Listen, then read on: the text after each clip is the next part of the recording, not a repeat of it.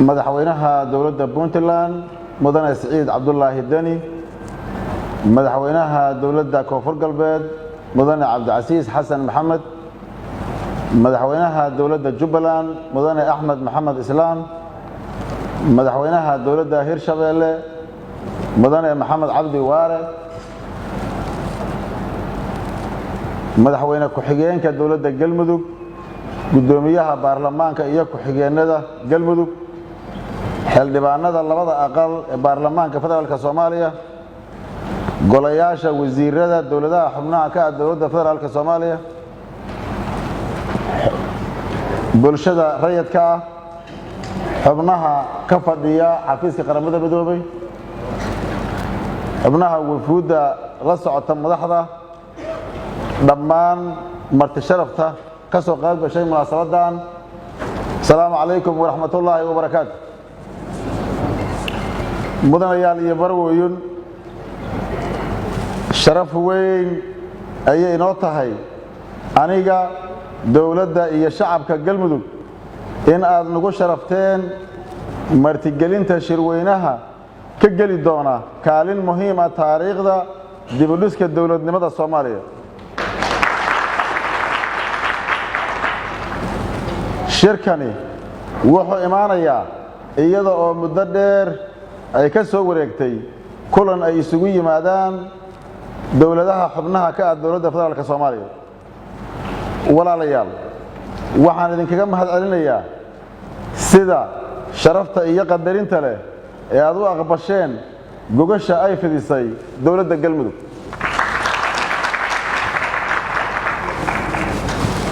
waxaan sidoo kale idinkaga mahadcelinayaa safarka dheer ee aad u soo gasheen idinka iyo wafuudda sharafta leh ee aad hogaaminaysaan ka soo qaybgalka shirkan ama gogashan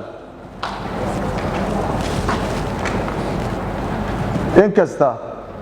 oo aad ka soo fogaateen xafiisyadiinii iyo howlmaalmeedkiinii haddana waxaad u timaadeen gogasha Galmudug in ay tahay qayb ka mid ah gudashada waajibaadka wadareed ee naga saaran dhismaha nabadda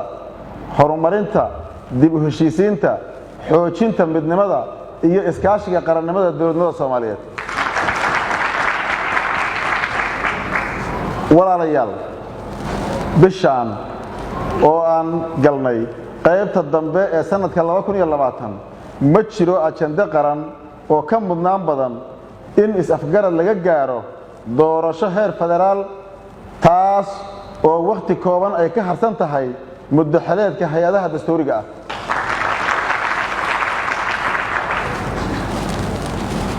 mudanayaal iyo marwooyin ujeedada gogosha Galmudug waxay ku salaysan tahay in madaxweynayaasha dowladaha xubinta ka ah dowladda federaalka Soomaaliya ay uga wada tashadaan hanaan doorasho oo xor iyo xalaal ah taas macnaheedu ma ahan in ay taladu inaga inagu kooban tahay sidaa darteed mudanayaal iyo marwooyin Galmudug waxay u aragtaa in iskaashiga dhexmara dowladaha xubnaha ka ah dowladda federaalka ay tahay mid dastuuri ah isla markaana lagama maarmaan u ah taabagelinta himilooyinka qaran ee howlaha culus ee dalka hor yaalla sida dhamaystirka dastuurka dimuqraadiyeynta la dagaalanka argagixisada dhismaha ciidan qaran dib u dhiska dalka iyo horumarinta dhaqaalaha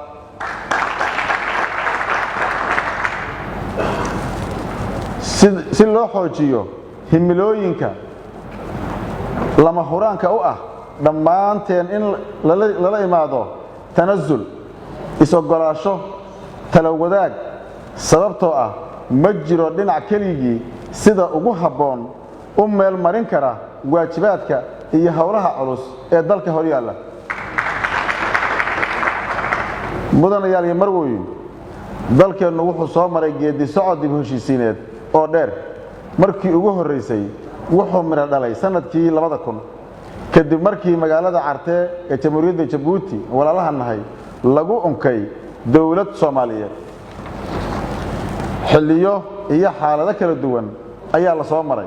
laakiin waxay dhammaantood ka midaysnaayeen horumar laga sameeyay dhinaca dhismaha dawladnimada iyo dib u heshiisiinta federaaleynta dalka.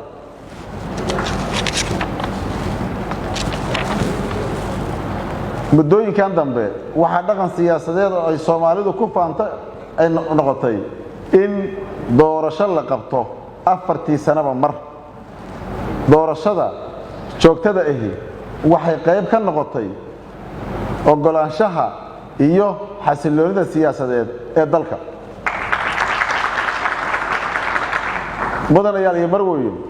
xilliga aan ku jirno awgiis shacabka Soomaaliyeed waxay maanta indhaha ku hayaan gogosha galmudug taalla gaar ahaan caasimadda.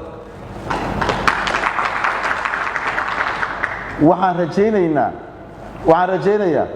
in shirkan ay ka soo bixi doonto aragti midaysan oo marxaladda kala guurka lagu maareeyo. walaalaha Soomaaliyeed waxaan u cadeynayaa in ujeedada gogoshan ay tahay in ay xal ka ahaato mar kale xal ka ahaato dhammaan howlaha taagan ee u baahan maareynta.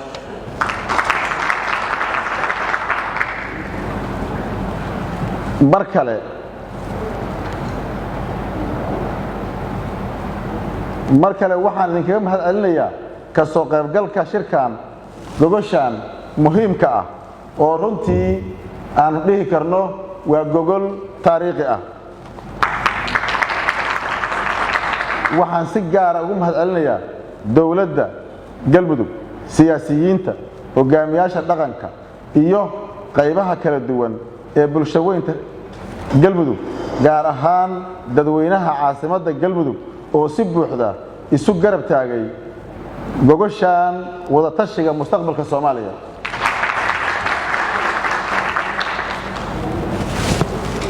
mar labaad iyo mar saddexaad dhammaan marti sharafta waa u mahadcelinayaa anigoo ku hadlaya magacayga, magaca dawladda galmudug iyo magaca shacabweynaha galmudug. waxaan leeyahay mudanayaal iyo marwooyin, soo dhawaada, ku soo dhawaada deegaankiinni iyo dalkiinni, ku soo dhawaada taladiinni oo maantay meel habboon joogta lagana gaari karo si wada jir ah, is afgarad iyo heshiis loo aayo. asalaamu calaykum waraxmatullaahi wabarakaatu.